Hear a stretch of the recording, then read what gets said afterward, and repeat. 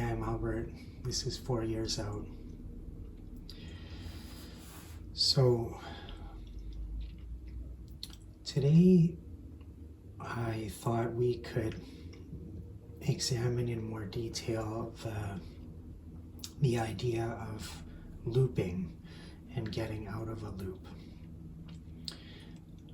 In our last episode, we were exploring a psychedelic journey that's documented here in the archives. And so why don't we go back there?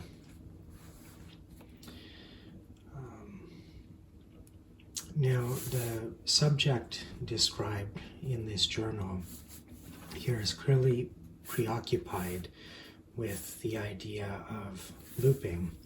So you might recall in a psychedelic journey, this young man experienced being caught in a cognitive loop,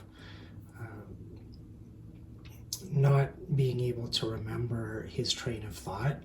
He keeps trying to retrace his steps to figure out what he's doing there and how he got there.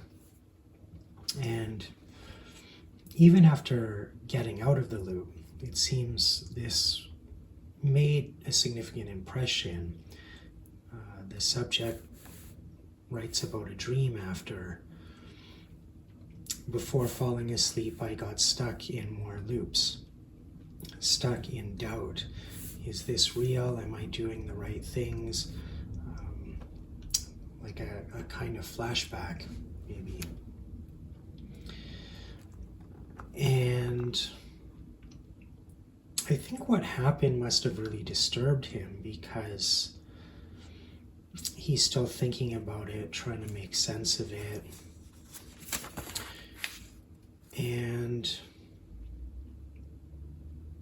some interpretations start to emerge. So maybe the loop is about what is real and about who am I. So it's concerning the nature of existence and the nature of reality. And if there's an interruption in this sense of things as they usually predictably are, that becomes quite unsettling. And what does that mean? Now, looking back, I think it's quite likely there was short-term memory impairment caused by psilocybin, and as a temporary effect of that substance,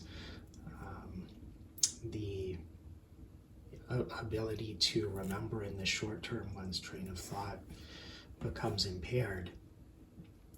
So we could look at it purely on the pharmacological level, like it's a side effect of the drug and it doesn't mean anything more than that. But we could see here from the subject's journals that the implications go much deeper than that. So he writes here, I'm not who or what I thought I was. And then something starts to emerge, a way of getting out of the loop. So it felt like I had left the clue for myself about how to get out. It was the guide in the journey and a red string. So there's like a string or a ball of yarn or something that's in the room with the journeyer, and that gets incorporated into the experience. And we could speculate maybe what's going on is he's trying to construct a narrative that re-empowers him. So he does have control in this situation that felt very frightening because he didn't have control and couldn't remember. And I mean, even there was a disruption of identity and not being able to remember who he was. So then we see this narrative in the journal that, like, oh, the red string is a way out. And actually, Here he says, I sent myself in another form. So actually all of this was somehow preordained, and it was here not coincidences that the higher self had planned this to happen just in this way, and gave both the experience of the loop and the way of getting out of the loop. So when we look back on that, is that really true? I don't think so. I don't think it was. But I think the mind has a pretty remarkable ability to take different bits and pieces of things and weaving them into a narrative that sounds kind of coherent. Maybe that's the way paranoia works. You just notice this and that, and it seems important, it must mean something, so what does it mean? And then the mind constructs a story like, oh, okay, the FBI is following me, or there's extraterrestrials doing an experiment. Maybe it's just a way for the mind to cope with frightening information that feels important, but the significance is unknown. So, yeah, you see the subject reflecting on the loop, maybe saying something about reality, that life is a loop, that we're being born and reborn again all the time. That's kind of a Buddhist idea. And this here is interesting because he recognizes the fear and comments on it. And then he says, if I had a grand cosmic vision, it would have inflated my ego, so it used my fear of identity and reality to show me a way. So here he's still trying to construct a narrative where this experience is beneficial. And I'm not saying it wasn't beneficial. I think maybe it was kind of mixed, or ultimately beneficial, but it was pretty turbulent getting to the benefit. But I think it's a reflection of the subject's immaturity here, as well as the expectations going into the journey that this is going to be liberating, it's going to be helpful. So now he's busy at work trying to figure out, like, okay, well, how is this helpful? How is this benefiting me? And so there's this story that's emerging that, like, okay, my higher self sent me in another form with this symbolic thread to provide a way out of the loop, and that was a way of using fear to enlighten me somehow. And what's his conclusion? It's not getting caught in the idea of me. The idea of me is the loop I've been caught in. And when I look at it now, it's like danger, like this is not a good direction to be going in. But yeah, maybe younger me didn't really know better. So the writer gets stuck on this idea of escaping from the loop, that the loop is like a trap of reality and false identity, and in order to become free, there has to be some way to escape.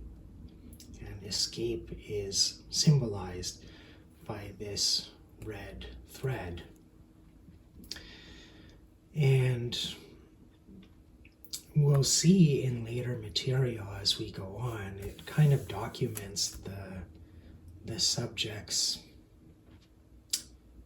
you could say maybe descent into madness or ascent into mania and inflation. We'll get a bit more into that in another video, but he basically becomes possessed by this idea of escaping the loop. And I think in that kind of imagery, you can see something archetypal. The loop could be kind of like a variation of the labyrinth and being trapped inside of this maze or this labyrinth, disorientation, confusion. That could be a good metaphor for a lot of things, like maybe what Buddhists call samsara, this kind of endless cycle of birth and death, just wandering around reality, confused about what's going on and not understanding who you are or why you're here. And in the myth of the labyrinth, we have Ariadne's thread. So this image of like, okay, there's some way out, there's some path, there's something we can follow. And I think this is probably so compelling to the subject of this journal because he can identify so strongly with that kind of metaphor, the metaphor of being lost and being trapped and desperately looking for a way out. And so when he sees something that could be a thread, he clings onto it with some unfortunate or close call results. And one of the key points I want to make in this video is about asking the right questions, because we can't get useful answers unless we know what questions to ask. And I think there were many things that caused trouble for the subject of this journal, but one of them, I think, was not knowing the right question to ask. In the case of the loop or the labyrinth, I think that the question the subject gravitated towards was, how do I get out of the labyrinth? How do I escape the loop? Because he's already presupposing that the loop is false identity, repeating reality, getting stuck in an unhelpful pattern, and getting out of the loop means freedom. But I think the questions that he's not thinking about or doesn't know to ask is, what is the loop? Or what is the loop that we should be trying to get out of? And if we were to get out of the loop, where would we be? Instead of assuming that the loop is like false reality or dualistic reality or a false sense of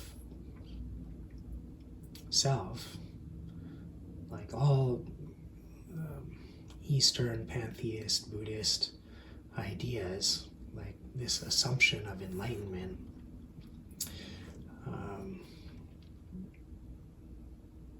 I think if his perspective had been more broad, there could have been more questions to ask about, well, yeah, maybe the loop is not life, or it's not me, or it's not reality. Maybe a loop worth escaping from might be my own ignorance. Maybe it could be my own negative qualities that I don't even acknowledge or not even conscious of. Maybe it's greed. Maybe it's self-absorption. Maybe it is the loop of sin and death, and escaping the loop maybe means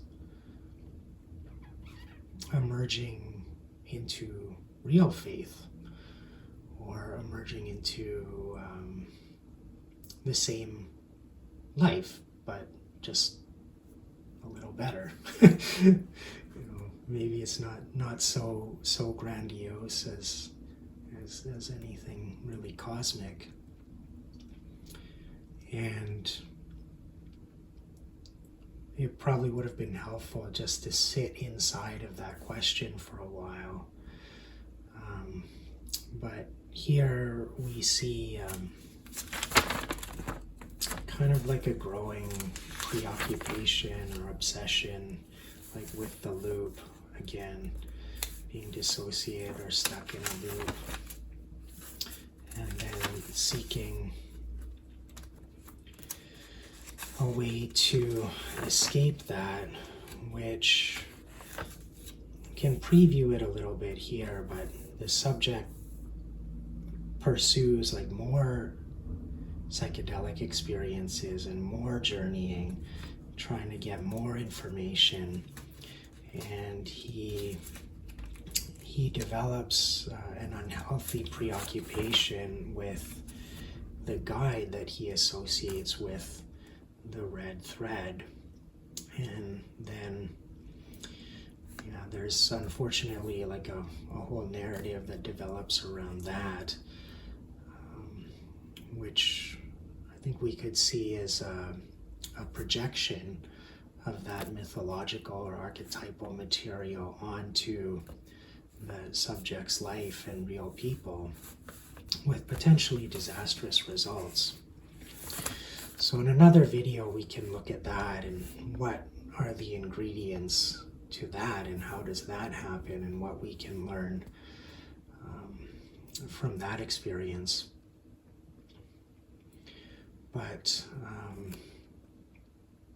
one point we could make right now, I think, is the subject here ironically thinks he has escaped this potential for inflation. And there's actually too much certainty around this experience that it means something, and it means what he thinks it means, like something to do with freedom and liberation. So he hasn't examined his assumptions enough. And there's this process of collapsing the ambiguity and uncertainty into certainty, like that triumphant quality I was describing in the last video, like I know what this is about.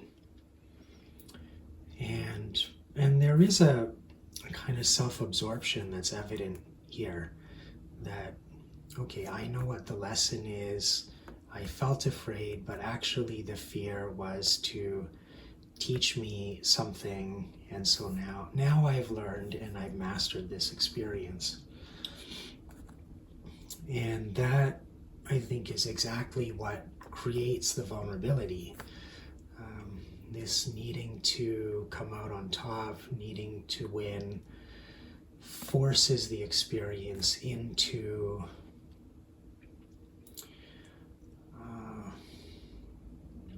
into this narrative about the red string and what it means,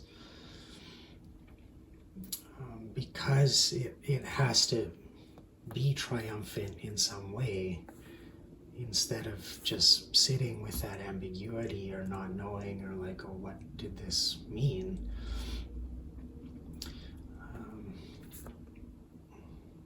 Yeah, it ends up, yeah, where, yeah, the archetype possesses the ego. So why don't we leave it at that for today, and next time we can look at the journey into madness, or the journey into inflation, and what are the ingredients to that, and how does that function. So, see you in the next one.